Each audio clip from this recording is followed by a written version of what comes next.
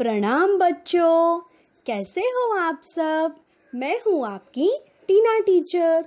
आज मैं आपको एक कहानी सुनाने वाली हूँ। कहानी घमंडी हाथी की। तो चलो शुरू करते हैं। ये कहानी है एक हाथी और एक चींटी की। एक जंगल में एक हाथी रहता था। वो बहुत ही घमंडी था। वो जंगल के बाकी सभी जानवरों को अपने सामने कुछ नहीं समझता था और उन्हें परेशान किया करता।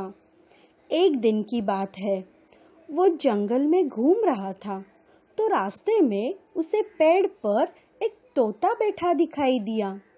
हाथी बोला, अरे ओ तोते, क्या कर रहे हो? तुम्हें दिखता नहीं कौन आया है? मैं इस जंगल का सबसे ताकतवर जानवर हूँ। चलो मुझे झुककर सलाम करो। तोता बोला, सलाम मैं क्यों करूँ? अच्छा, नहीं करोगे? रुको, मैं तुम्हें अभी अपनी ताकत का मजा चखाता हूँ। हा हा हा हा हा। तोते ने हाथी को सलाम नहीं किया तो हाथी ने भी उसे अपनी ताकत दिखाई और वो पूरा पेड़ ही गिरा दिया ताकि वो कभी इस पेड़ पर ना बैठ सके। तोता वहां से उड़कर चला गया। हा हा हा हा, उड़ जा उड़ जा। अब पता चला मैं क्या कर सकता हूँ। मेरे सामने तुम सब कुछ भी नहीं हो। हा हा हा हा हा हा। तो हाथी आगे बढ़ा। वो हर रोज नदी के किनारे पानी पीने जाता था। वहीं पास में एक छोटी सी गुफा थी जहाँ एक चींटी रहती थी। वो हर रोज खाने का सामान इकट्ठा किया करती थी और हाथी हर रोज उसे परेशान किया करता था। आज भी कुछ ऐसा ही हुआ। हाथी नदी किनारे पानी पी रहा था और उसने चींटी को देखा। ए चींटी, कहाँ जा रही हो ये लड्डू लेकर? हाथी, मुझे ये गुफा में रखना है। बारिश का मौसम शुरू होने वाला है। उससे पहले मुझे बहुत सारा खाना जमा करना है। हा हा हा हा हा हा।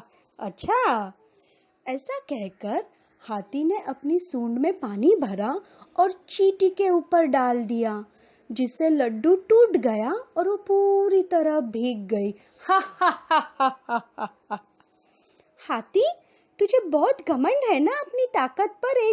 एक दिन मैं तुझे सबक जरूर सिखाऊंगी। अरे जा जा, तू मुझे क्या सबक सिखाएगी? छोटी सी चींटी, तुझे तो मैं अपने पैरों तले कुचल दूंगा। चल भाग यहाँ से।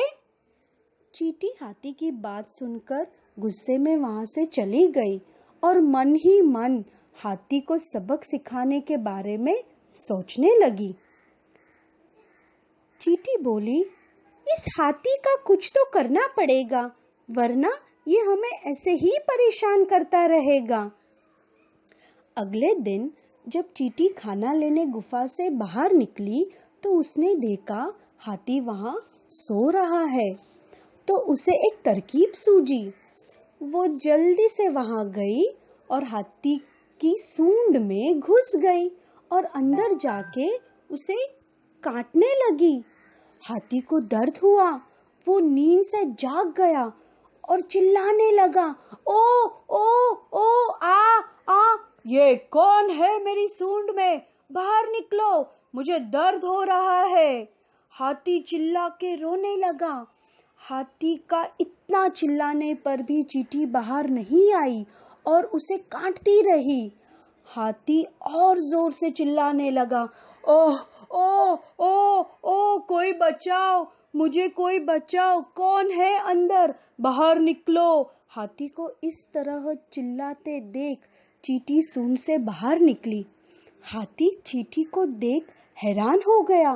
वो इतना डर गया था कि वो चींटी से माफी मांगने लगा ताकि चींटी उसे दोबारा परेशान ना करे।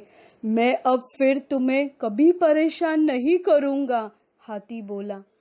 चींटी द्वारा सबक सिखाया जाने पर हाथी वहां से भाग गया और उसके बाद कभी किसी को परेशान नहीं किया।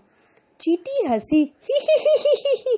अब पता चला हाथी, कोई छोटा कोई बड़ा नहीं होता। तुम अपनी ताकत पर घमंड मत करो, बल्कि उसका इस्तेमाल अच्छे कामों के लिए करो। बच्चों, तो अब पता चला कोई भी छोटा या बड़ा नहीं होता। आपने देखा ना किस तरह छोटी सी चींटी ने अपनी समझदारी से बिना डरे उसे बड़े हाथी को सबक सिखाया। मज़ा आया बच्चों आपको कहानी सुन के? मैं आपसे फिर जल्द मिलूंगी। तब तक